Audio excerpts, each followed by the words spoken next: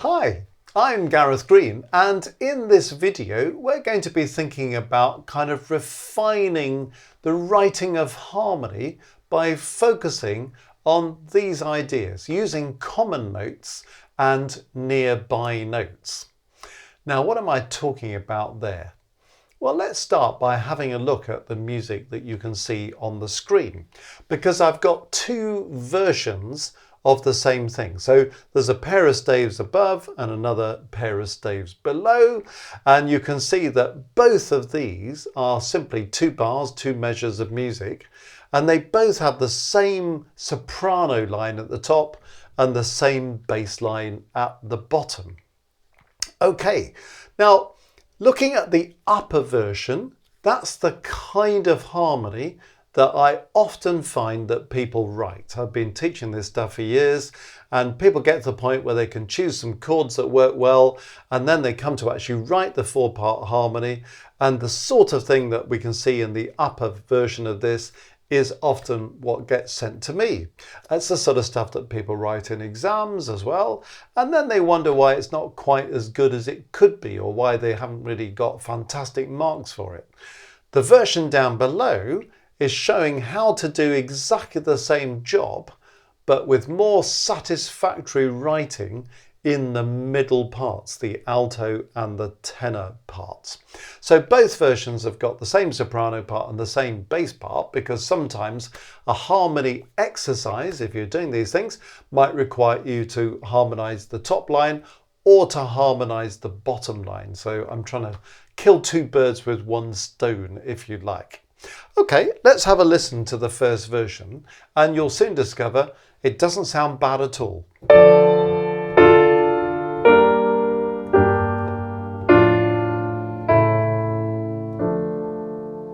So you think, well, what's wrong with that? At one level, nothing, because the chord choice is all good. We're in the key of D minor. The first chord is the tonic chord in root position. Then we have the tonic chord in root position again, which is absolutely fine. The melody note changes, but the same chord works fine. Then we have chord 4, the subdominant chord, and then we have chord 4 again, so that's all right. And then in the second bar, we've got chord 1 in second inversion, followed by chord 5, followed by chord 1. So there's nothing really to fault the choice of chords. You could say, well, it's slightly unimaginative to have chord 1 twice, chord 4 twice, and then to go 1 C 5 1. Well, okay, it's a fairly plain harmonization, but all of that harmony works. Nevertheless, when we look at the alto part, can you see we've got this sort of funny business where we fall a third, fall a third, fall a third. So we've got these kind of descending intervals, all kind of dropping. And then, okay, we go up a third, that's all right. We come down a fourth, we come down a third. In other words, the alto part is ducking and diving a bit, isn't it? It's leaping. In fact, when you look at the whole of the alto part, there isn't a single move by step. There isn't a single repetition of notes. Does that matter? Not overly, but it just means it's a bit disjunct.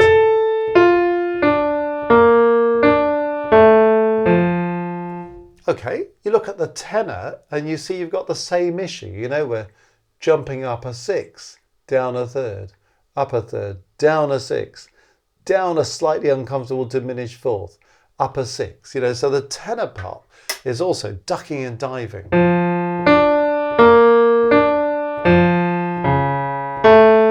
And you can hear it's a bit angular as a result, isn't it? Okay, well, we also, when we do that, throw up other difficulties. For example, when you look at this very first chord, can you see that between the alto and the tenor part, we have more than an octave?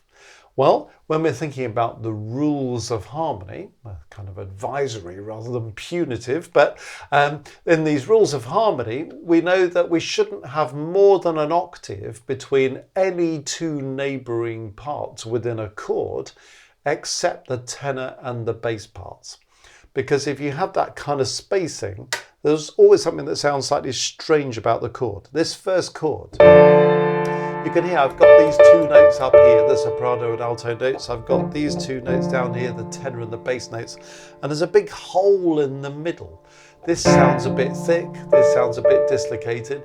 It very much sounds like two notes up here, two notes down here. And even though we write 4-part harmony as two notes on one stave, two notes on the other stave, the musical impact is often better if you really hear 3 plus 1. So you have a bass on its own with kind of 3 parts, soprano, alto and tenor kind of working together. And that's why we have this rule that says you can have more than an octave between the tenor and the bass parts, but not between tenor and alto or alto and soprano. So you see that's infringed a rule on the first chord simply because of that spacing. And when you listen to it, you can hear why that rule exists. So when you have parts that are ducking and diving around the place, you're much more likely to bump into those kinds of problems. Then we've got funny things going on later on, like can you see at the end of the first bar, we've got the alto part going below the tenor part. Well, it's not amazingly sinful, nothing to worry about too much, that occasionally happens. But the point is, does it need to happen? Because if it doesn't need to, it's probably best avoided. And then, having crossed over, so the tenor's higher than the alto, we then sort of shoot the other way onto the next chord. And it also, because of the crossing parts, that's one reason why we've got this huge leap in the tenor going down a 6. In fact, if that tenor had been lower, and certainly if it had been lower than the alto part, it would have been much smoother writing from one note to the next in the tenor. And so this kind of writing happens when we're just looking at one chord and thinking, what notes can I put in the alto and the tenor, having sorted out the top and the bottom. And then we look at the next chord and then we think, what can I put in the alto and the tenor? In other words, we're looking at every chord in isolation instead of thinking through, actually, how does the alto part progress in itself? How does the tenor part progress in itself? How do the alto and tenor parts interact with each other? So you see the kind of issues that we get. So, that's what we're on about there. Things like this last chord, well, the alto goes a bit low, really. I mean, F is pretty low for altos. It's possible many an alto can sing bottom F quite happily, but it's sort of a bit off the official bottom end of the scale. And because the alto has gone below the tenor, we've crossed the parts again, which also resulted in this big leap in the tenor part, which is not so good. We get other little infringements like part crossing. So do you notice here, we've got C sharp in the tenor in this chord, and that C sharp is underneath the D in the bass part in the next. So we have this crossing over of parts, and that's something that the rules of harmony encourage us not to do, to have this crossing over between one part and another. So there are various infringements that come about when we write there, even though, actually the harmony itself works perfectly well. Okay, let's think about this. How do we fix this essential problem? Well, it boils down to these two things. Common notes, and when we can't use common notes, trying to think where is the nearest note that I can use compared with the note that I've just had, so that I'm not leaping all about the place for the fun of it. Let's have a look at the second version of this. So the two staves below. Same harmony, same soprano, same bass. This is what it sounds like.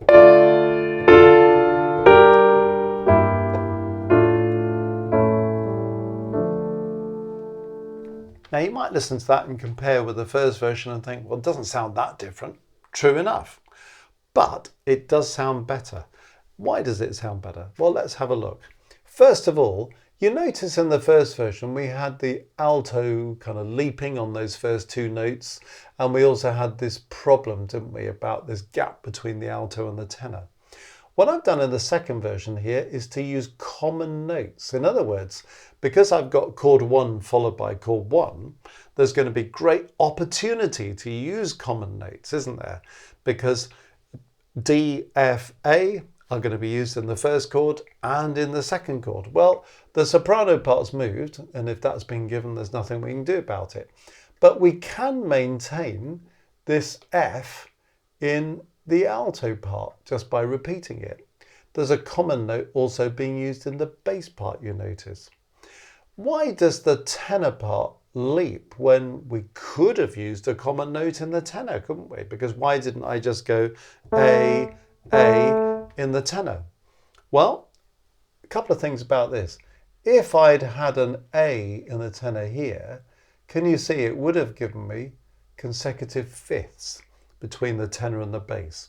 So that's one very good reason for not repeating the A in the tenor, to avoid consecutive. So that's a reason why you might not use a common note. Also, do you notice the soprano part is going D to A and the tenor part is switching, it's going A to D. And that's often something that happens in harmony when you've got a repetition of a chord, that one part exchanges with another. So I've got D to A at the top, A to D in the tenor. So that's what's going on there. You'll notice between the second and third chords, I've got a common note in the tenor part. So a repeated D there. You'll notice as I go on to the next move, the bass is leaping an octave, but it is a common note because it's going G, G. It's just a displaced common note, if you like, moving from one note to the next. So you see how these common notes are being used. When we come into the second bar, there's a common note in the bass here.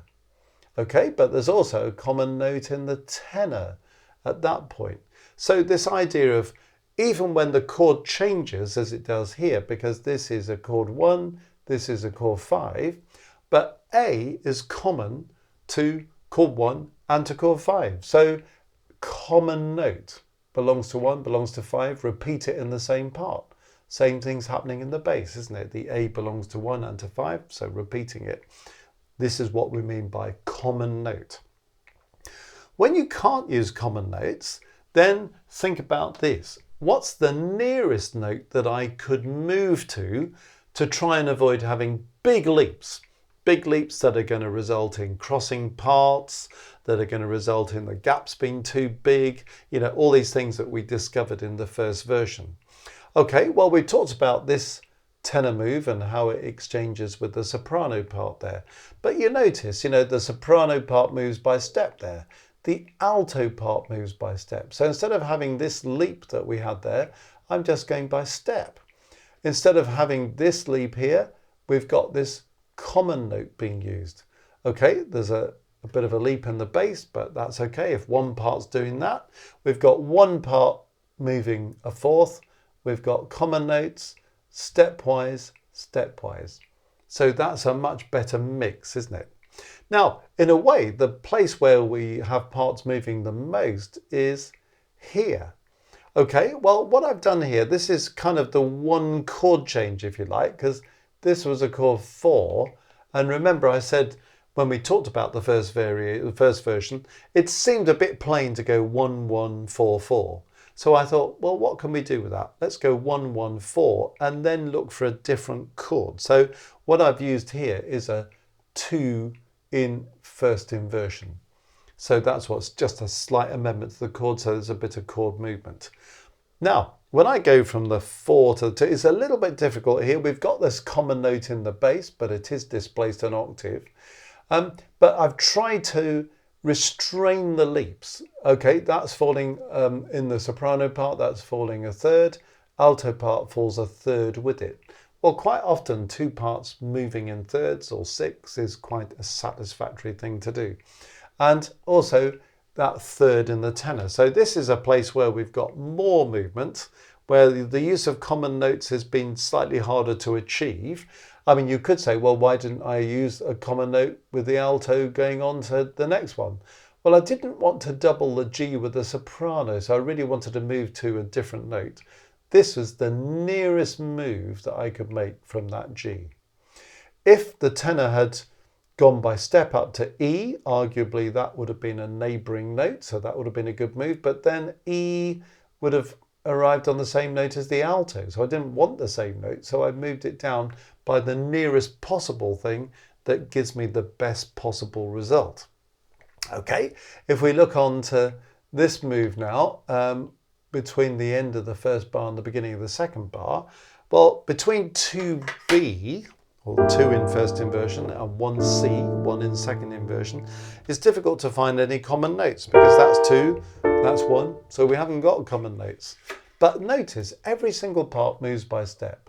The soprano part's just coming down 1, the alto part's coming down 1, and that's sort of also maintaining all this third stuff we've got between the top there, to the top 2 parts. The tenor's just coming down 1 as well. The bass is going up 1, so a bit of contribution with the bass is also a useful thing to achieve, isn't it? But we're using, in all of these parts, every single part is just using neighbouring notes. All right, so the nearest available notes. Instead of having this situation where the alto was leaping up a third, the tenor was leaping down a sixth, and then we ended up with all that slight dislocation because of that. This is much more stable, isn't it? And then as we move on into the second bar from the first chord to the second chord, we've talked about the common notes in the bass, the common notes in the tenor. This is obviously going by step in the soprano, but we're going by step in the alto as well. Gives me a much better spacing, doesn't it? Instead of having these 2 notes up here and these 2 notes down here and then having this resulting problem with this crossing with the bass part, keeping the tenor a bit higher enables me to achieve those common notes there, doesn't it? And to keep this moving in thirds by step. And then also I've got this opportunity that sometimes arises when we think this through. By having A in the tenor part here, I can then put this passing note in that enables the tenor to pass between A and F, but turns this chord 5 into a 5-7, and then takes me on by step to the last note. And then, okay, there's a falling third in the alto, but you see the parts are much more stable, aren't they? So in the first version, the alto part sounded like this. In the second version, it sounds like this.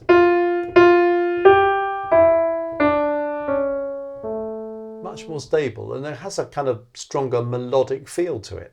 In the first version, the tenor part sounds like this.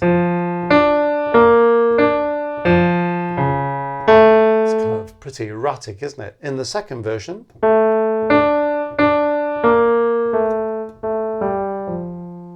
so you feel that's much more stable, isn't it? So even though these 2 versions don't sound a million miles apart, actually it's the detail that makes the difference between a piece of harmony that's okay and a piece of harmony that's much stronger. Here's the first version.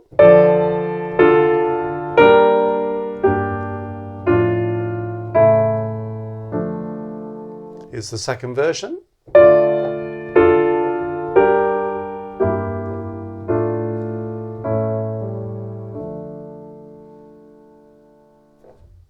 So I hope that's useful advice to anybody who's writing harmony, maybe especially to the people who've got an idea about writing harmony. They're quite happy choosing chords, but just thinking about what's happening in the detail of your progression, particularly in those inner parts, and how we use common notes or nearby notes to make that work much better, and how it helps us so much to stop the infringement of these rules of harmony that can so easily tie us in knots. So I hope that's helpful to those who are wanting to progress their skills in the writing of harmony, and helpful to composers and arrangers. Well, if you found this video useful, you might want to go to our website, www.mmcourses.co.uk, where you can find details of all of our courses, many online courses in harmony theory, aural, keyboard harmony, aural dictation, orchestration, analysis, heaps of stuff there, writing Bach chorales in the style of Bach, so many things that might be of interest. So have a little scoot around there, see what you can find. While you're on the homepage, click on Maestros, because Maestros will tell you about our very exciting Music Matters global community. Many perks in being a maestro, discounts on courses being just one of them, but also the opportunity to join in our monthly live streams, to meet with other musicians online, to take part in the live chat, to ask your questions, to study together in much more detail over a slightly longer period. I've put lots of teaching input in there for you, and also to get one-to-one feedback on your own compositions, your own harmony exercises, your own performances. That's all available through Maestros. So have a look at that and see if that grabs you. And if you don't really want to get fully into Maestros, just have a look at level 1, because that comes with perks, but it's also a support level where you can just help us to support the work that goes into producing these videos very regularly every week.